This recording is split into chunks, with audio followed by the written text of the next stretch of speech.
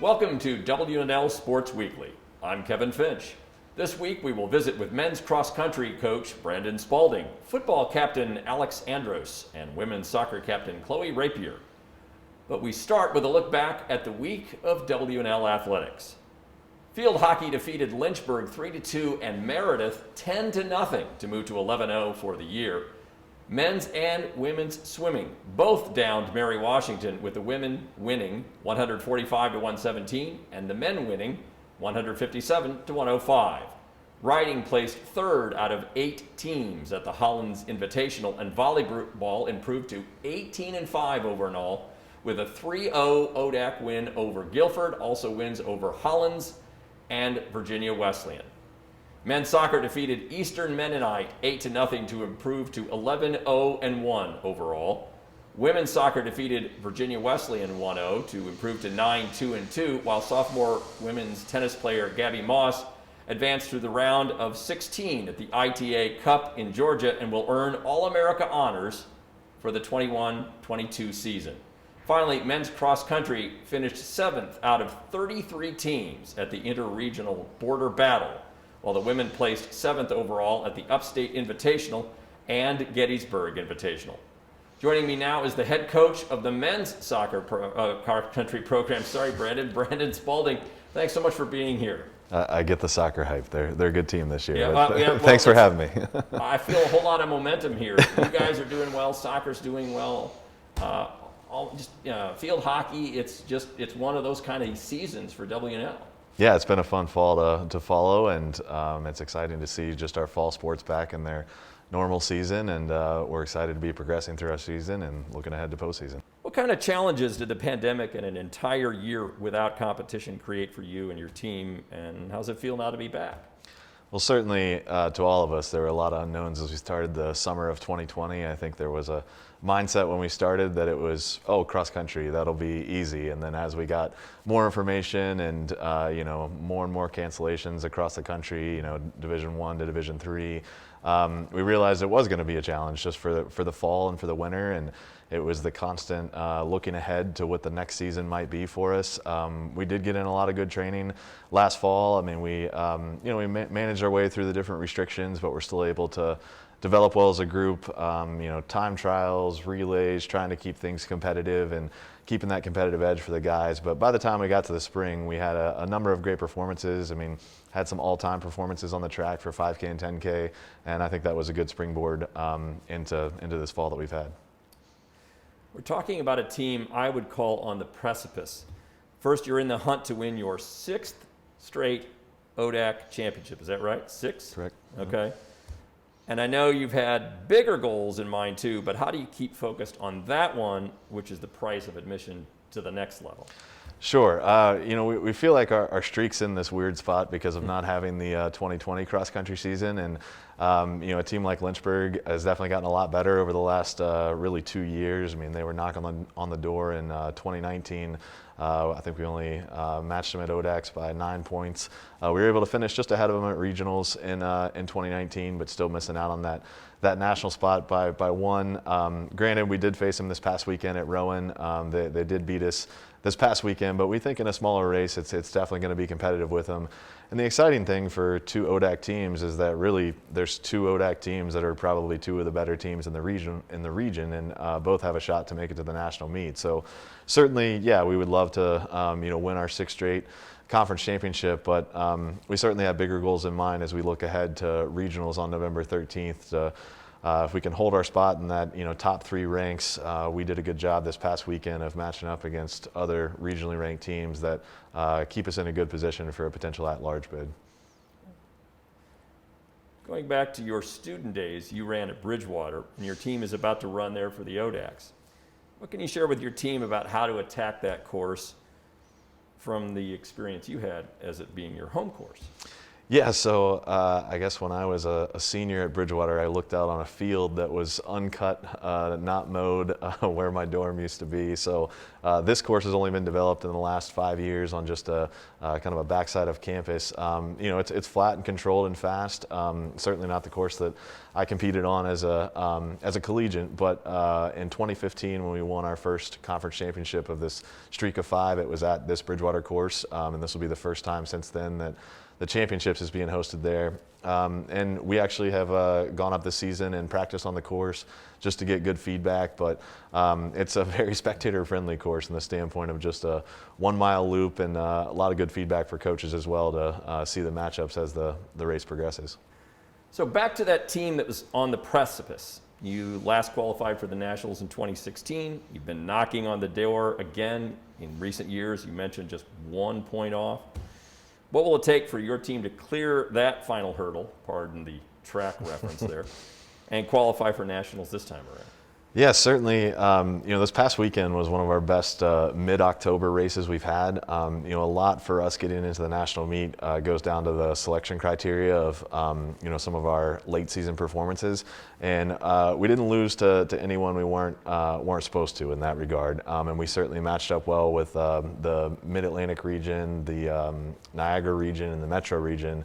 So the potential that we match up against their potential number 2 or 3 is very well. So our resume is really in a good spot, and certainly as we go through the conference championship and regionals, we need to make sure we stay in a top 3 team, and I think we have a really good shot in the eyes of the committee to make it into the national meet. But there's certainly still a job to do. And if the team can't make it in, we think we have individuals that have a shot to make it to the national meet as well. So it's certainly going to be exciting, and hard to believe it's already postseason. And it's also already the end of our time together. So Brandon Spalding, thanks for being with us. Yeah, thanks for having me, Kevin. Here with me now is Alex Andros, a senior football player from Fredericksburg, Virginia. Alex, welcome to the show. Nice to be here. Thank you for having me. Glad to have you. You're 5-1. You're coming off a bye week.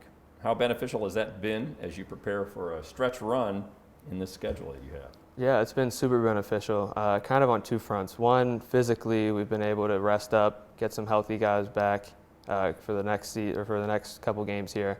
And then mentally, it's kind of allowed us to reset and kind of attack this battle of attrition that the end of the season always has, and let us kind of see, how good of an opportunity we have moving forward. You're a linebacker, team captain on a defense that leads the conference in sacks and rush defense. How are you making that happen after you lost a year to COVID? I think the year to COVID kind of gave us some perspective. It was one of our 4 seasons to compete, and having lost that, it really motivated us in the off season and even now to just work as hard as we can as a collective unit and just kind of move forward together as one. And I think that kind of shows in the stats. It's not just 1 or 2 guys carrying the bulk of the load. It's everyone is contributing and allowing us to be as successful as we are. On an individual front, you're one of 3 players from Fredericksburg, the others being Uno Christopher and Jacob Romero. Mm-hmm. What's that like to have so much hometown presence on your team? Do you think you started something? It's been awesome to have those guys. I've known them for a few years back home, and having them make the trip to Lexington and fall in love with W&L like I did is, very reminiscent of my younger days. But it's been awesome to have them here, and Fredericksburg's not too far away, so extended family is kind of always coming in, making it really special. As far as starting something, I did my job. I got a couple guys here. Hopefully they can keep it going here on out. Very good. You have 3 games between you and an ODAC title. What has the team learned about itself this year that'll help you get there? I think the biggest thing is just we've learned how mentally tough we are. We've been in a few close games so far, and since the first loss at CNU, I think it's really showed us that we can, keep our mental through a tough game and come out on top. And I think moving forward, since we kind of are in the driver's seat for the ODAC, every team's going to give us, their best shot. And I think we've learned that we can take that and compete and hopefully win. I hope so too. Looking forward to the game this Saturday. Yes, sir. Thank you so much. Alex, thanks for being here. Appreciate it. Now joining me is Chloe Rapier, a senior women's soccer player from Chandler, Arizona. Welcome, Chloe. Thank you. Thank you for having me. Glad to have you here. You're part of a defense that is allowing, and I want to get this right, 0.58 goals per game. That's less than 1 per game. How have you and your teammates made that happen? I think a big part of that, and something that we talk about at practice a lot, is being a team that's hard to beat. I think that making sure we don't get scored on and staying disciplined and communicating well in our defending always gives us a chance during the game to score goals and at least get some sort of result at the end of the match. I think aside from that, our back line and our goalkeepers are very talented, and whether that's starters or players coming off the bench, we all have a very important role during the game, and we all just do a great job of getting our jobs done. And we've been able to, over the past couple of years and during the COVID year, sort of gel with each other and learn each other's playing styles. And I think we're really comfortable now playing together. But even though our defensive line and our goalkeepers are really strong, defending also is something that happens like on an entire team scale. So it starts from our forwards doing their job to try and keep the ball in our offensive half, and that extends through the midfield and down to us. So I think it's really a team effort and goes for everybody on the team, and that has created that success. So even though you're a defender, you've also contributed 5 career goals. How does that make you feel? Does it make a difference on either end of the field? How does that play in your head?